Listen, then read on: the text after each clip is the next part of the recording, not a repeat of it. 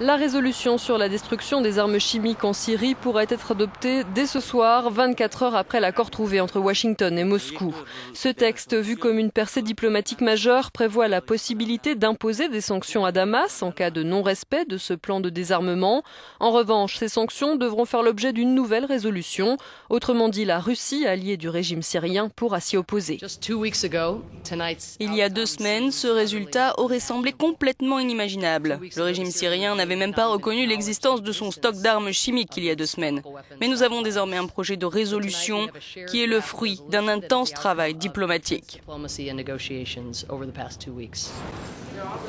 Depuis le début du conflit syrien, Moscou et Pékin ont opposé par 3 fois leur veto lors de précédentes tentatives de résolution des Nations Unies.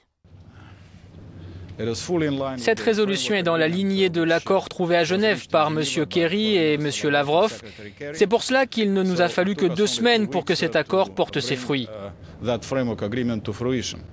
Mais avant le vote de la résolution, l'ONU a besoin du feu vert de l'Organisation pour l'interdiction des armes chimiques. Elle doit se réunir ce vendredi soir pour valider le plan de démantèlement.